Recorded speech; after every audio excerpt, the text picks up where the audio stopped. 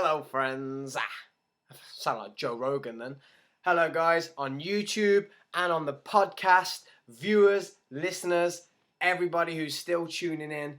Today we have a corker for you. We have Deb back on, and today we're talking all things anxiety and panic attacks. All that intro. I think it wasn't recording then, sorry. I'm good. I've lost my head though, Deb. We were on about like dyeing our hair and stuff, weren't we? And this happened. Okay. Buy yourself a toner to make it more white. Yeah, I've got about 5 conversations open on Instagram at the moment of people saying, do this, do that, buy one of these, buy this shampoo. Some people say bleach it again. Some people say don't bleach it again. So I've got silver to go on. You run a risk of really damaging it. So if you start with a toner, which are quite natural. So I've got a toner in my hair at the moment, believe it or not, it's purple. So you just use purple shampoo and purple conditioner and it will eventually whiten it. Because I've got silver to go in. Yeah. So people are saying it won't take while it's yellow. Yes, it's got to be like this bit, right? Correct. You're talking. That's my grey. My grey has taken very nicely. Do you know, it's funny, isn't it? It's such a natural reaction. Loads of people do that when they're in lockdown or in certain situations like this or can't get out. We look for something we can control. So we go, I'm going to dye and cut my hair. I wanted it silver. I was talking to my barber about having just the top silver before we went on lockdown. And my partner talked me out of it. And then we went on lockdown. And I was like, you know what? I'm going to do it. Because if it all goes wrong, I'll just shave it off, right? Like, because I mean, if you feel that way and you feel okay about that, you could bleach it again. If you genuinely feel that way, you need to bleach it again, but you must add a toner in at the end. So when you bleach it again, get yourself a toner, proper toner. Bleach of London do really good toners. Loads of people do, and then tone it, and that will take it down to a white rather than a yellow tone, and then you can put your grey on. Perfect. Look at that, guys. All the viewers and the listeners are getting free hair advice now as well. So if anyone else is looking at bleaching your hair, about the quality or state of your hair and you're happy to shave it off, you can risk bleaching it again. You're talking to someone who left bleach on way too long quite a few years ago and went out in the garden and forgot about it. Yeah, came back spaghetti hair, so it's like absolutely damaged beyond. And I've bleached people's hair and been dyeing hair for years, like, and it was like, oh, you idiot! I just went out in the sun, I didn't think about it. But then having chemo, I was bald anyway, and it's the reason I keep scraping my hair back now. I can't bear the way it looks. It's horrible. I feel like an 80-year-old grandma. There's nothing wrong with being an 80-year-old grandma, but at 54, I don't want to act like or be like one. So it's like, no, I hate it. Is that just from having it because you had no hair for such a long time, or you got used to that, or? No, it's the growing in between. So my hair is naturally very curly. So if I spike it up and stuff, it looks quite cool. But if I leave it curly, it's just that bit too short and not quite long enough yet. So it's that stage of, it's going to be another 5 or 6 months of going, oh, I can't bear it the way it is. And then I would quite like to go back to some kind of pinks or something and greys. I love my pink hair. It's been my trademark for 15 years. I think I've had pink hair. I had a pink Mohican once when I was at school. Did you? Straight down the middle. I don't know why. People say, I remember once a psychology professor said to me, you know, the more glitter and colour, the more damage. And I was like, oh, crap, that's me then. And I remember going for an interview about 10 years ago at a hospice. And the woman said to me, all you women who are into this sort of therapy stuff, do you tend to dye your hair, don't you? And I said, no, I've been dyeing my hair for the last 5 or 6 years. Honestly, it's been like forever. And I first started dyeing it when I was 18. I remember having an ashy, purpley colour. So, no. Maybe we just want to say, we want people to notice us. We want to be loud and we want people to notice us, maybe. Interesting. I'm an introvert. So, although I'll talk to everyone and I'll do things like this, I've been running workshops since this whole lockdown has started for different groups of people in different ways, and I can have 60 to 100 people in each workshop. Wow. And I can talk and I can do workshops I do a regular monthly workshop anyway, which has about 100 people face to face. I do a lot of things. I can do that. I can get up and stand up and do that. But if you ask me to a party or ask me out, I'll be like, yeah, I'm coming. And you'll find me at home with a book. I'm a learned extrovert. Oh, okay. That's mad. So actually, I get my energy from being alone by myself at home, steady, not all this glamour stuff. It's why you don't also see me with anything that I do post online about it a lot or say big things. I'll put out information, but I won't put out yay any of that. It's just ugh, I can't do it. It's not for me. So you were saying when we opened, you were saying about that people when they grab for control by like dyeing their hair or shaving their hair or doing something crazy with maybe probably not. Is it always their hair or can it be? No, it can be anything. If we weren't in lockdown, in a way, people might be looking for tattoos or piercings if they're alternative, or they might be looking at changing their lives or doing something really different. Or one of the pieces of advice any psychologist will give you is draw a circle. I did a whole post yesterday on I've got a Grey Matter psychotherapy page, which is more psychology based rather than Your Mind Matters, which is cheer and psychology based. And I didn't post this one. I should put it over there actually. This one was about how to handle angry kids. I'm getting an awful lot of questions about what do I do when my child's really angry, they're really cross and they're really whatever. And I've given them a load of techniques and advice and a load of places they can go to. And often, funny enough, because what we're talking about today is anxiety, I talk about the anger iceberg, which is a classic technique that anger's on the top, but that's the only bit that shows. The majority of the iceberg is under the water. You've got to look at what's underneath that. Anger feels like a form of power. When we get cross, we feel empowered. Actually, what's probably underneath that is shame, humiliation, anxiety, stress. And so we have to look at how to handle those and name the real feeling, and then we can do something. So I put a whole piece out about that. I'll shift it over and copy it as well, because people are really struggling. People are anxious and stressed and angry. So would you say that like the changing of the hair and the crazy things people do when to take control, is that a form of anxiety or a form of how's the brain working with that, do you think? So hopefully anyone who, like, the word expert is a really interesting thing, isn't it? Or the word psychologist, psychotherapist, therapist, social worker, whatever sort of people you come up across in this scenario. Hopefully what most of us will say, if we're okay at what we do, is we'll never say everybody all the time and always. What we've all got to understand that some of the stuff we say is relevant to some people some of the time.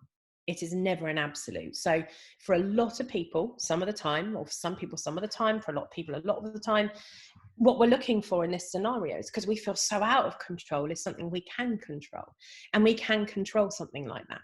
Is it always a response to anxiety? No, not necessarily. It won't be for some people. It'll just be, I want to do something different. But the amount of people, if you look at what's happening on TikTok, Snapchat, how many people do you see who have buzzed their hair, who have, because also you can't go to the hairdressers at the moment. So a lot of people, especially with very short hair, it's creating a change that they can't control, which they don't like.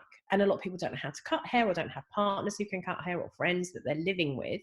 They can't go and see them. So yeah, they'll do something different and think, sod it, buzz the whole lot off. A lot of cis-born men are doing that, buzzing the whole lot off. A lot of people are dyeing their hair, making alternatives. If you look at the amount of TikToks and Snapchats that are about that at the moment, it's everywhere. So if it's not a form of anxiety, what is anxiety? Okay, so that's an interesting point. So what I've done is I've also brought up some pages on my laptop now. So I'm telling you, so sometimes, so anxiety is one of my favorite subjects. However, I tend to wax on lyrical about it, and I say, you've got to do this and you've got to do that. So I'm also going to refer you to a few pages that you can look at as well. So always, so one, first of all, that you can look at is mentalhealth-uk.org. That's one. And it talks to you about mental health conditions. So that's one that you can do. So mentalhealth-uk.org. They talk about what anxiety is, and it's very similar to me. And there's a difference between panic attacks and anxiety. So I'll go into that too. Anxiety is a strange one. So we have a natural fear system in our bodies that loops up and says, hey, you should be frightened of that, that you should worry about this. And that sets off a whole set of chemical responses in us that help us fight whatever is about to happen. The problem is sometimes we don't understand that fear isn't necessary for certain situations. And when we feel fear for something that is irrational or not relevant at that moment, but it's an emotional response, our brains will trigger that same feeling of fear. So anxiety is a persistent or constant feeling of worry, nervousness, some kind of fear that people go on. And sometimes it can be in a stressful event. So for example, that could be around COVID, or it could be around a cheer comp. People that, oh, that's a stressful situation. It's a natural human response when we think we're in danger. And because you've got these two systems, and one system, you've got the parasympathetic and the sympathetic nervous system. Your parasympathetic nervous system is the one that says shh, and it's quite calming and okay. And your sympathetic nervous system goes, oh my God, we're in real trouble. And we're meerkatting. And when we spoke last week about mental blocks, often the sympathetic nervous system looks for something it can control in a moment. And sometimes that might be the skill you're about to do or something. So it flares up and it has an interesting chemical response. So anxiety is overused as a word. If you're diagnosed with anxiety, that's very different to feeling anxious. That's one of the things I always say to people. So especially around cheer, you're feeling nervous, you're worried, you're scared, you care about the outcome. It's an investment, which is very different to having anxiety. One is a pathology, one is not. So people go, oh my God, I'm anxious. Are you? Is it a persistent feeling? Does it stay with you all the time? And it only becomes a problem when it does last for a long time, or when what you're feeling is out of proportion to where you are. If you have a health anxiety, and so like COVID, you might never go out your house at the moment because your health anxiety is through the roof, and you'll be washing and cleaning everything because you're so stressfully worried that you're going to catch it, or you can't control what you're feeling, or you get lots of panic attacks, or it's impacting your life the way you want it to. I was going to ask that. That's a typical sort of. I was going to ask that. Can anxiety lead to panic attacks? Can it cause that? It can. There is a slight difference, however. Anxiety is a persistent feeling of not being okay. A panic attack is a response to something.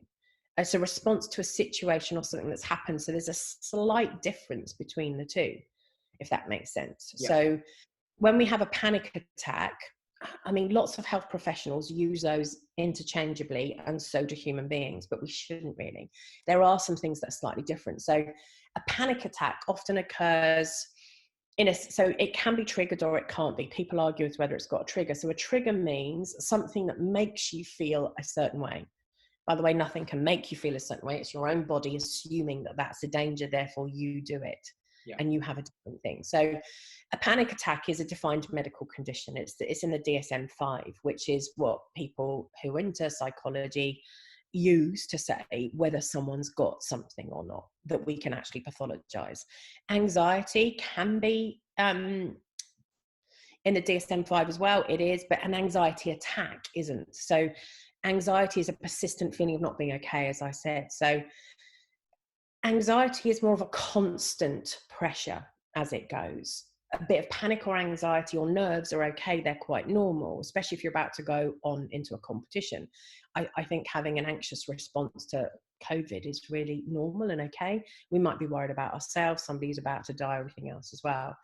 I mean, panic attacks in and of themselves, if you look at them, they are way worse in a moment. They're much more intense and disruptive to your physicality and your okayness than anxiety is in a moment. You can detach. You've got a sense of not quite being here or present, and they vary from quite mild to quite severe in a way. And they can happen suddenly. They never happen without some kind of notice. If you are very connected to your body, you're physiologically aware. So the thing about anxiety is you get stuck in a loop. So instead of being right here, right now, you and I just talking, there is nothing to be anxious about. But what I could do is if you think of infinity in cheer, think of the infinity symbol, think of the shoes. What happens is rather than staying here, you go back and pick up old information, feed it into the future. And this bloody loop, what comes with us all the time, it just keeps going wherever we are. So it acts as the block to being present. So anxiety is, oh gosh, do you remember when that happened? Or that happened last time, or that could happen. And we just get stuck in this loop rather than just stopping right here, right now. You are sitting where you're sitting. I'm sitting where I'm sitting. I know, but the world might flood. We can use logic and different things. So panic attacks have very specific symptoms. However, they are a lot worse. So what you've got with a panic attack is you can have all over sweating, you can feel sick, you've got complete fear, lightheadedness, dizziness, really dry mouth, chest pain, heart palpitations, head pain, a flush all over, like a real flush of heat, or sweating. It can be cold sweat as well. You're like, oh, can't do with it. People can get stomach aches really badly, as I said, nausea, trembling. So is People that can tremble. so is that Deb? Is that the brain psyching itself out that much that the body's just like fight or flight? It's like, oh, but I can't deal with all this. Like your brain is giving that much negative feedback to a situation that your body's doing everything that it does when it has to panic as such. Yeah, it's your brain. So what happens is you've got, it's fight, flight, freeze, friend, flop. There's many F's that go with that one, and they're all being researched at the moment as to what happens. We always say fight or flight. We rarely say freeze. Some people argue that flight is a form of freeze, or freeze is a form of flight. I disagree with that slightly, because some people really do freeze. People, when they're attacked, do nothing at all. Like if you think about frogs, if you think about hedgehogs, just roll into a ball. They just stay very still, don't they? They withdraw from anything. So what we've got to look at is you have very important parts of your brain. You have a very old system from your brainstem, the periaqueductal grey, and that's, I'm using some fancy words now. You can look them all up. So you've got your hypothalamus, you've got your periaqueductal grey, you've got a very important part of your brain here. Some people call it the limbic system. Some people call it the lizard brain, the reptilian brain, the old brain. Yeah. This is a little bit of a sod. So this is in most animals and other beings that we see. It's quite smooth. And if you think about pictures of the brain that you see, that it's normally different to that. It's quite folded and quite textured. And the brain that we have grown as adults and as human beings is around this part of the brain, and there's more at the front. So when you stimulate a fear system in this for a panic disorder, which is exactly what we're saying here, is it just stimulates the fear system, which is this bit here. Normally you have something here called your ventromedial prefrontal cortex, and you have your neocortex, and you have these bits of the brain that can calm you, take over, and sort you out. So they're moderated. Your higher brain functions work around this and say, shh, it's okay. When you're in a full-blown panic attack, the activity in this part of the brain just doesn't really happen. It's a little bit like watching a water bomb go off. So if you think logic just disappears through the floor, it just comes down, and all the emotions are heightened. And if you look at an fMRI scan of a brain that's panicky, there are certain parts of the brain that go off like the 4th of July. They're red, orange, yellow, and other parts of the brain that could help us, like your prefrontal cortex and other places, are blue and green and maybe a little bit of yellow, because your brain's just going off. And this bit, when it takes over, boy, does it take over. That's it. And you've got around this at the front, you've got one part called the amygdala, and the amygdala mediates fear. They're a bit like your guard dogs, like call them killer and slasher, like, oh, it's really bad. And it normally supports some form of emotional processing, learning, but it's very involved in panic, because it doesn't have a lot to do with anxiety. It has an awful lot to do with panic. And we just perceive something as bad and as dangerous. It's really bad for me. I can't go on. I'm going to lose my life. So this part of the brain starts to absolutely go off. Also, the insula is really important, which is another small part of our brain. So that flares up as well. So you're watching everything go into a very high state of emotional response instead of logical response. That's what's happening in your brain. You're breathing. And then there's a double whammy with this one as well. So you're breathing, which is very important. I mean, look at COVID at the moment. I shared something the other day which was showing some breathing techniques to help. Yeah, the doctor. Yeah, Lung. I love that video kit has come about, because in the fitness industry and in the mental well-being industry, it's breathing has been coming in so much. Me and Dan were talking about it a few weeks back, and there's a dude called Wim Hof. I don't know if you've ever heard of him, the ice dude.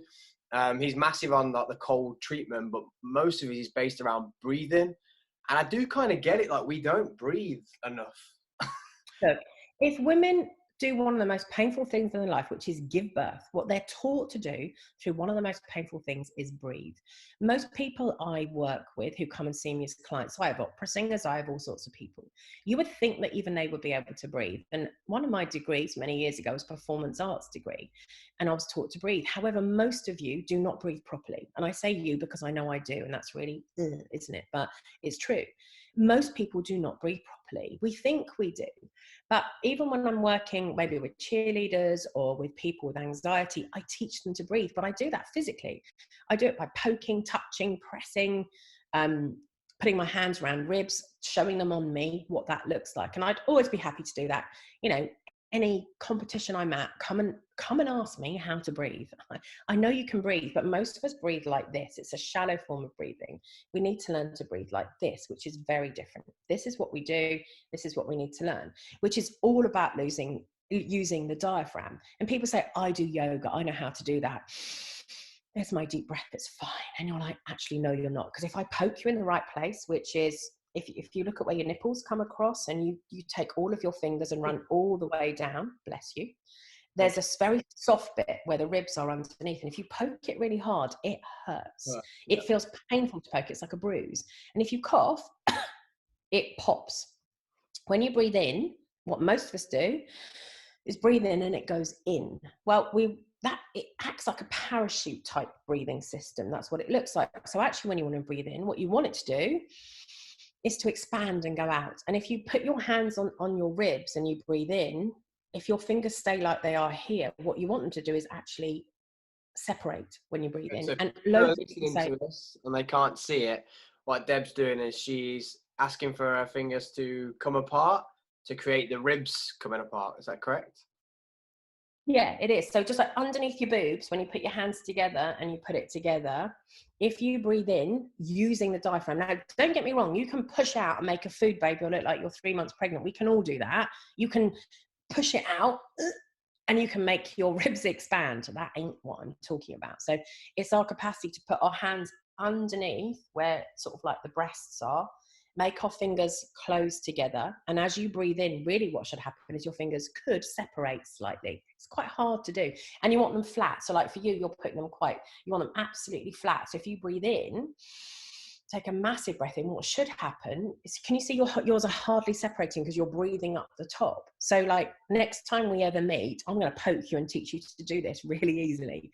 It takes a few seconds of time. Clearly I ask for consent for touching and everything else as well, but it's actually quite hard to do. And there's many a yoga teacher, many an expert who all think they can do it, and actually they don't and they cannot. Now, there's two things about breathing. When we hyperventilate because we're panicking, you don't realize we are, but you're breathing in more than you're breathing out.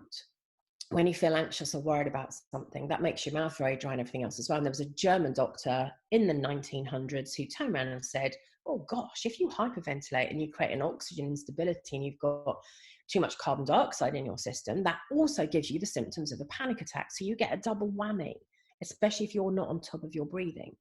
So you've really got to watch that one as well. So it's about calming that water bomb principle down. This isn't neuroscientifically correct, but if you imagine, this isn't correct because it's not the way the brain works, but it's a good visualization. If you imagine that the left-hand side of the brain is more logical and the right-hand side of the brain is more emotional, again, synapses and neurons fire in very different ways and parts of the brain really come into this, but for a visualization exercise, what you're trying to do is bring one side down, the right hand side down from bright red into maybe a more yellowish content, and you're trying to bring the left hand side, the more logical side, up, especially if you engage the insula, and I'll show you some exercises that do that in a minute as well. You're trying to bring it up so that there's more of an equilibrium between the two in the moment. Now, there's a double aspect to that. The more you focus and concentrate on that, the more you're using your prefrontal and can't talk properly today, all the right parts of the brain to engage, because you're thinking. That's one thing. If you're thinking about how you're breathing, you're less emotional, you're thinking again. So if we teach you how to breathe as professionals, you're thinking about that. So you're processing in a different part of your brain, which also brings the anxiety down at the same time. So the breathing works. It doesn't work by itself. We need more than that. So I've added a few extra things to some of the So breathing does, exercises that people teach. so does anxiety as well as panic attacks affect, do they both affect breathing? Can they Yeah, both? they do. Because if you're really worried about something and you're fearful, think about how much more you do. So like you twitch your foot a lot more, don't you, if you think about it? Or you'll twitch a lot more. You're a lot more, okay, right, okay, how do I, what do I, how, your mouth's a lot drier. You talk quicker. You, right, and your breathing changes. When someone is calm, they've got space. Now, I'm talking a little quickly today because I'm trying to get an awful lot into 40 minutes, No, so it's it's fine. slightly different. Fine. But normally, hey, no, it's not necessary. You can take time. It's calmer, it's different, it changes your breathing. Do you think that's why? Yeah, do you think that's why, like I said, yoga and that type of things, even if they're not doing things correctly, as you stated, that why they're coming into the fitness industry and why they're coming into general population now is because they work and they control the brain, because then the brain has to control the breathing. So you're getting mental stimulation as well as actually breathing properly. And then you also get that time to yourself as such. So then Like, yeah, anxiety, depression, all that doesn't disappear, but can lower because you're actually focusing so much on the breathing. the answer is yes and no.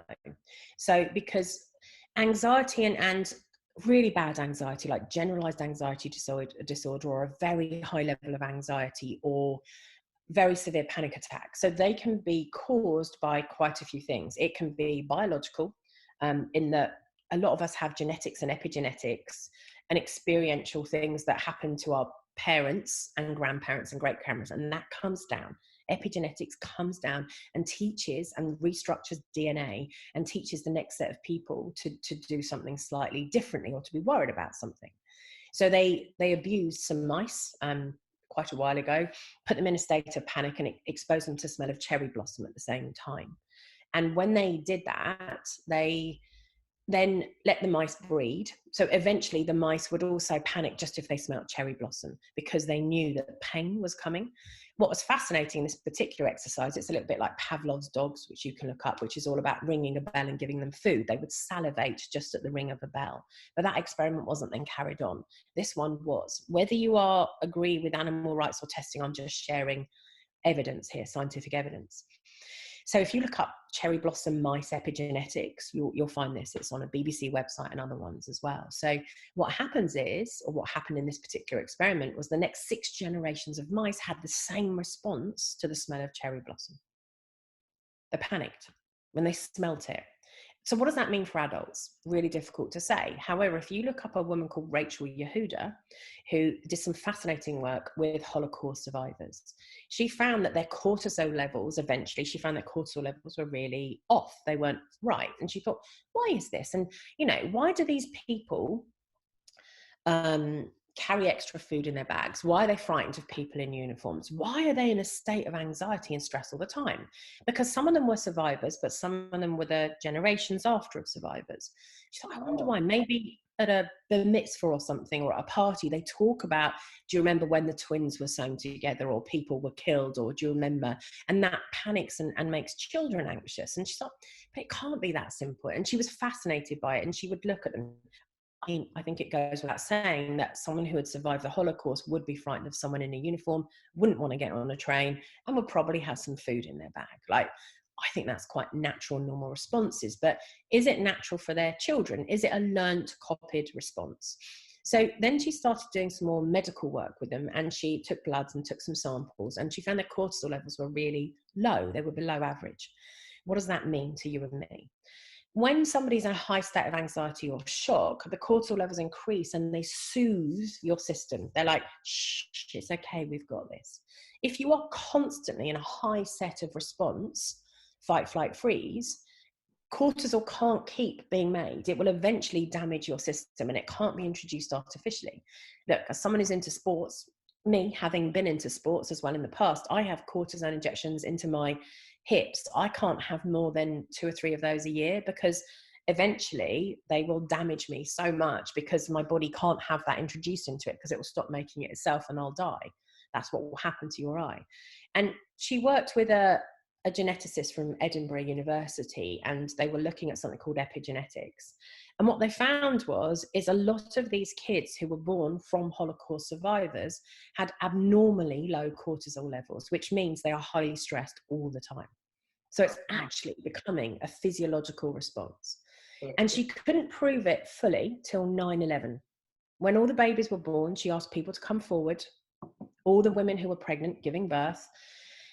All the babies were born with abnormally low cortisol levels, which means their genome, the book that says whether you're going to be okay or not, was born with that bit Tipexed out. It said the world is a really scary place. And that's incredible as a piece of research.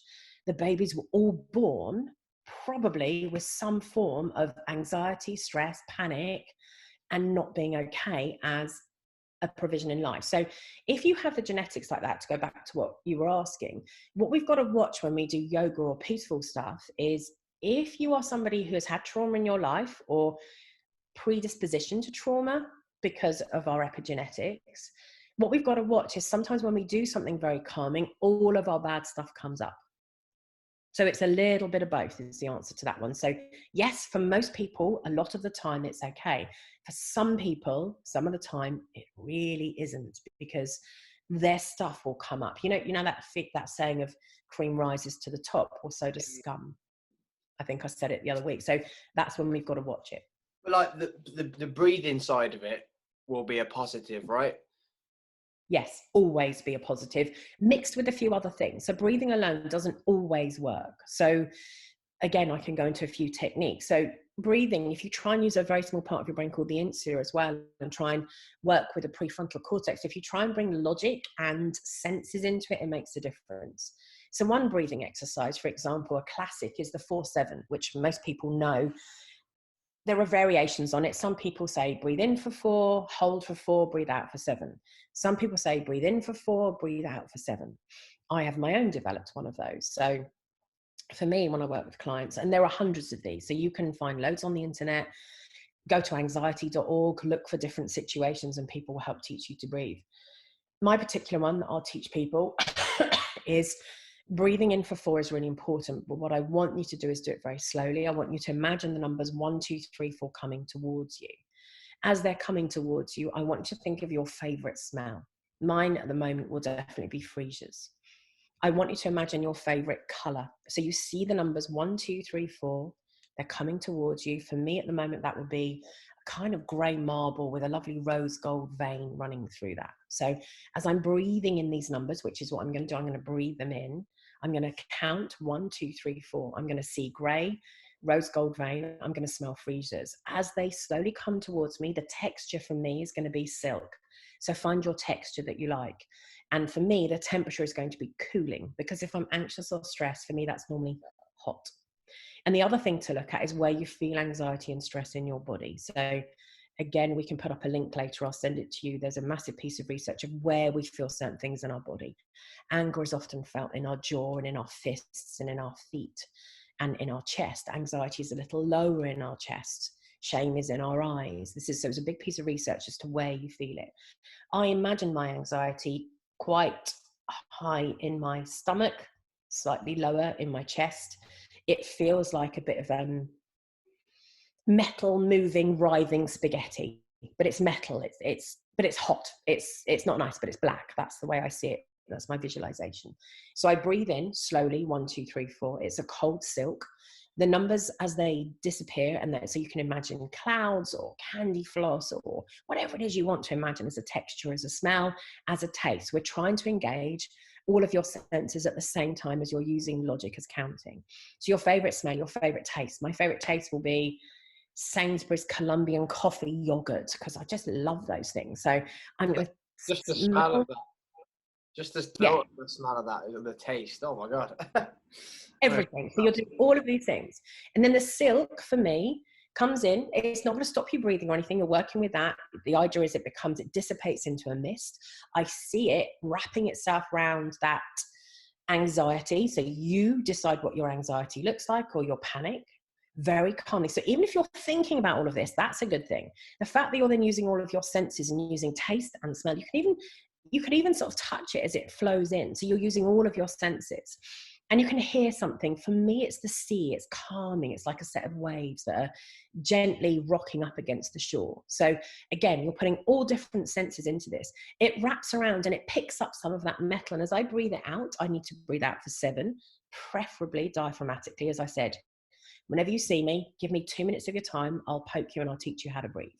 So as you breathe out with a 7, you do the opposite. It's a smell you don't like. It's a taste you don't like. It's a texture you don't like. It's a color you don't like. It's a sound you're not too keen on. And you watch the 7 disappear, taking some of it with you. And then you then repeat that. So that's one technique.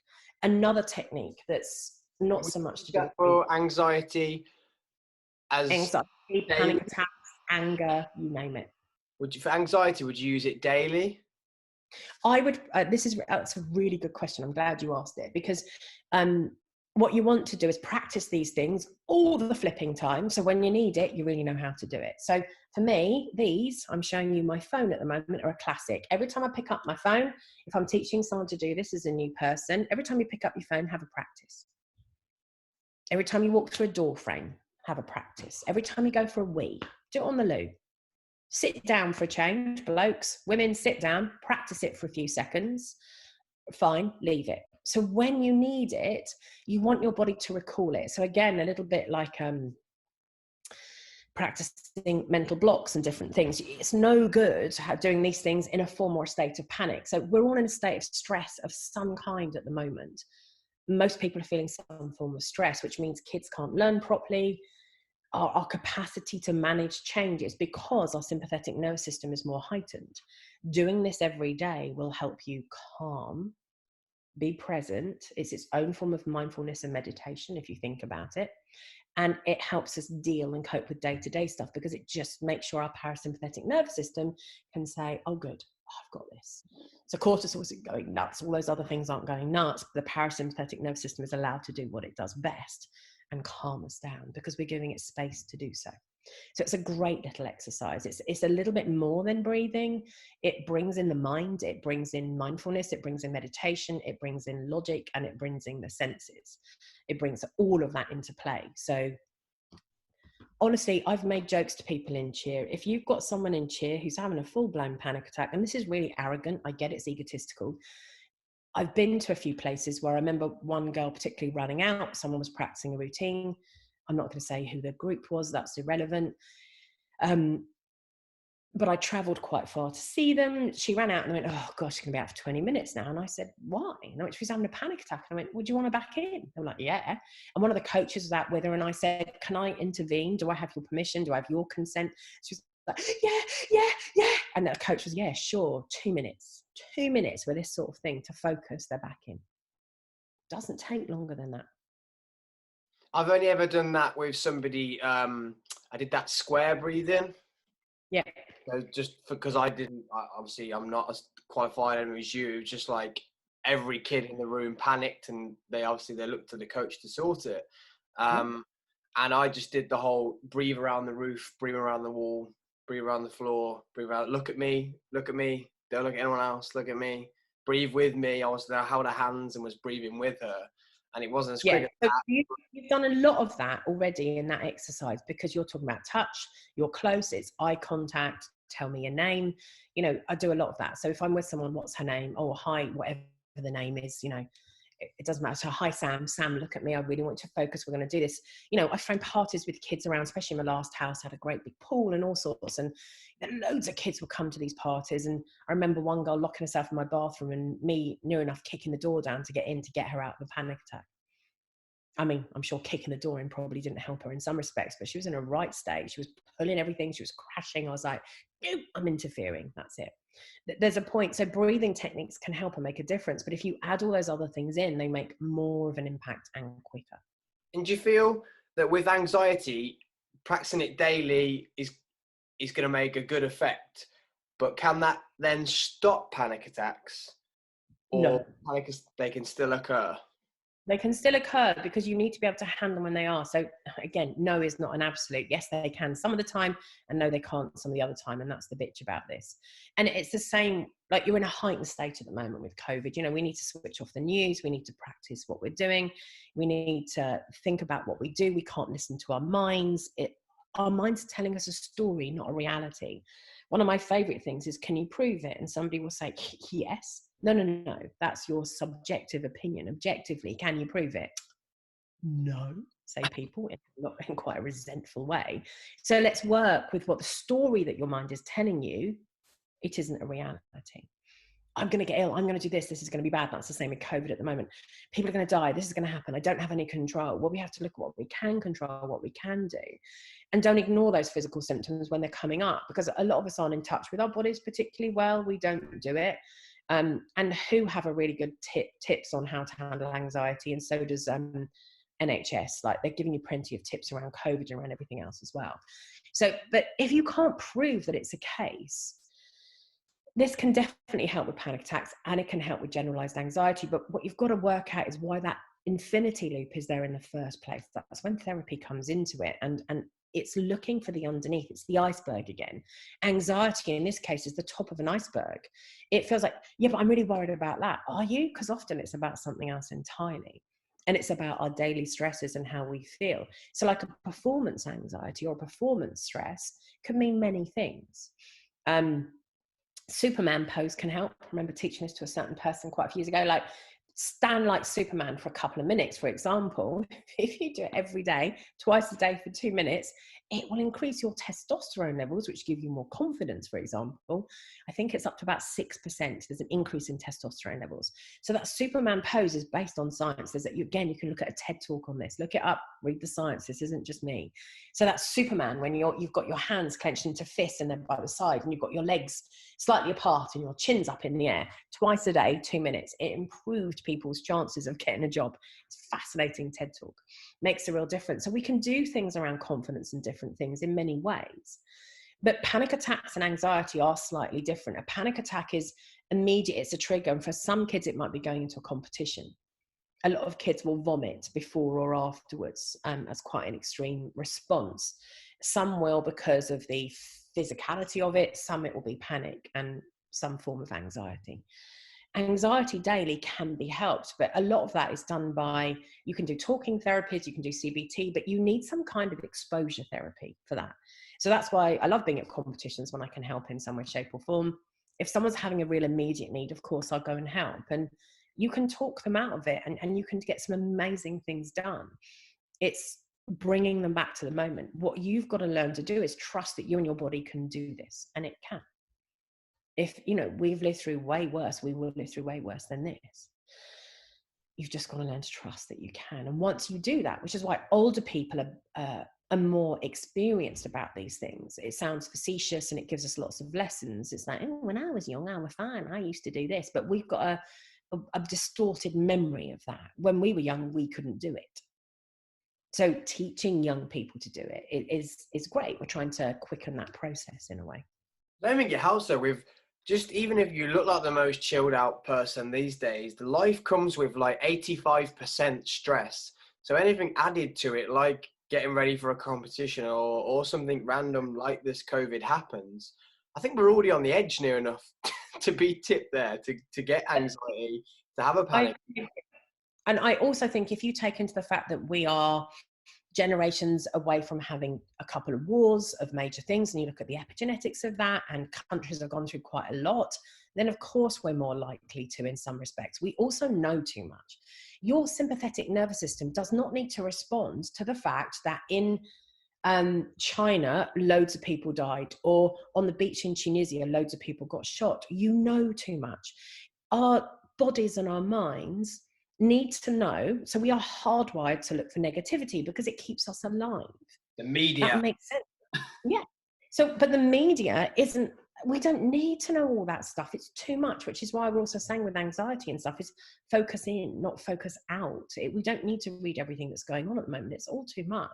So if you try and bring people back into, actually, do you know what? You're living in your house, you're safe, you're fine, you've got food, you've got everything that you need.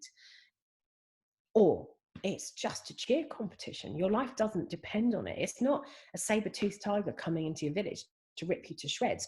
Our brains haven't caught up with that whole system yet. You know, we're not up to date with the technology from a brain perspective. We're really clever, we're incredible, but our old systems are still there from when we were around. And that includes that old limbic system, that part of the brain. It's still in us. It can take over at any moment. It has the capacity to do so. So listening to it is very important. Our capacity to get in touch with how we're doing. That's why sometimes, for example, just to do a body scan is a great idea. Like, what's going on in your body if you were to sit now? And actually for me, just sitting with my legs crossed, actually my left knee's a bit sore if I think about it. So move. And actually my mouth is a bit dry, I could do with a drink. And actually I could probably do with a pee in a minute before my next client. Like, if we focus in, we don't. So again, every time you pick up your phone, focus in. Another good one, 5-4-3-2-1 method. Again, I've added to this, so I've added a little bit. Look around the room and name 5 things you can see. The bit I've added is describe them. So if I look at, in front of me now, there's a large grey chair. It has 2 silver shiny feet that I can see. It's in a couple of colours of grey. There's a cushion on the chair. It's purple. Above that is a lamp that is silver and purple. Describe them, but don't describe them emotionally. So you name 5 things you can see, you name 4 things you can touch them. So my top feels very soft and it's warm. My bottle is very cold and it's hard and it's plastic. The top of it is warmer than the bottom because it's filled with ice. Now you don't say, oh, I'm really looking forward to drinking that because it's nice and cold. That is emotional. You just describe. Name 3 things that you can hear. You might have to be patient with that one. So I can hear water running. I just heard someone shut a door and I can hear a tick-tock of a clock. Name 2 things that you can smell. So, for example, clothes, washing, deodorant, hair stuff. There are lots of things around that you can smell.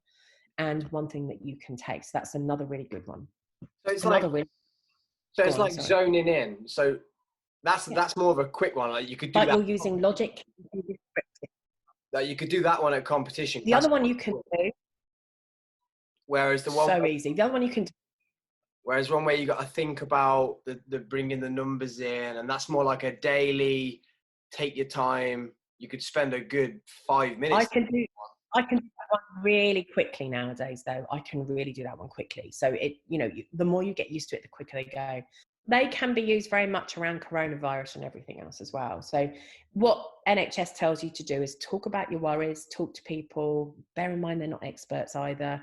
Everyone's got an expert idea on this one. Stay connected with people, help and support other people. When you help other people, your anxiety can often decrease. Feel prepared, plan for stuff. I'm a big fan of pre-morteming. You can look that up. That's a TED talk as well. There's an astronaut who does it. That's what NASA teach astronauts to do, to pre-mortem, to plan, understand where it is, have stuff around. Look after your body, eat well, drink well, sleep well. All of these things help with anxiety, reduce stress, reduce smoking, stop, please, if you can.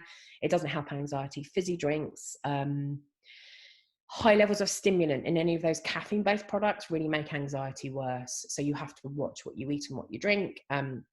So well-balanced meals, a little bit of exercise, all of that helps. Stick to the facts. Say to somebody, my favorite word is provenance. Can you prove to me where that came from? And if your answer is the Sun newspaper, you and I probably are not going to agree that that's good provenance. Yeah, definitely. The media. Oh, I can't. Show me who, so the World Health Organization website, show it to me, maybe on the BBC, show it to me on the NHS, or from a very valid scientist. Then you and I can have a conversation. Because often if you say to people, where did you hear that? Well, so-and-so said.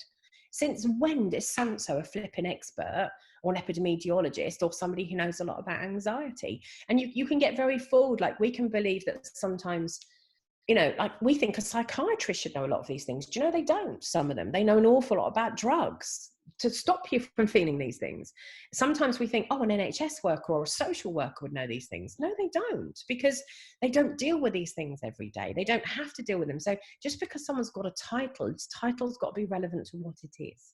Yeah. So provenance, prove where it came from. So just do those things.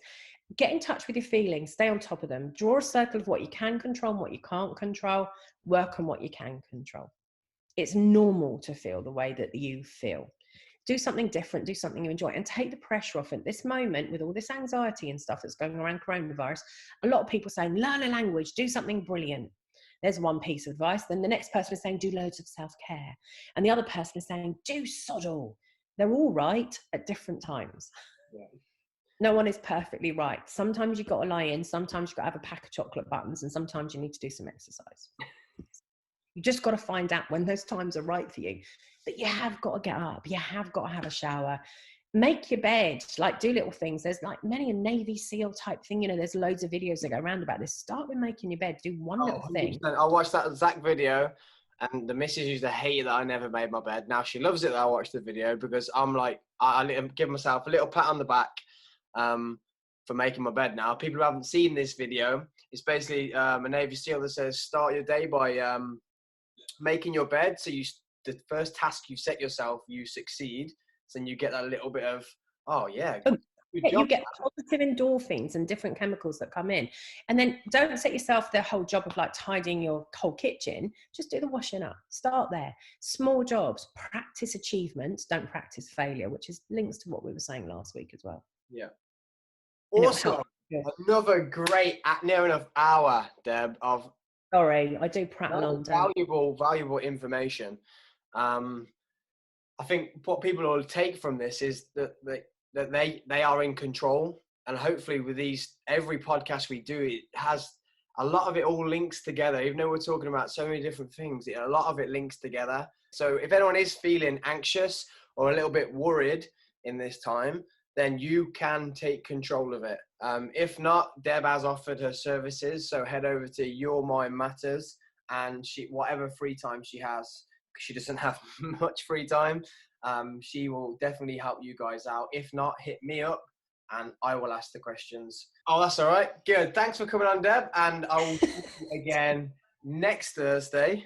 People have learned from this. They've learned how to dye their hair, how to colour their hair, how to start to fix anxiety, quick breathing tips on panic attacks, and what else have they learned? Oh, how to squeeze their ass. And what happens in the brain when... Yes. Oh, yeah. You know, and that's the point. It's supposed to be a bit funny. Thanks, right. See you later. Take care. Next Thursday. Love you. Bye-bye.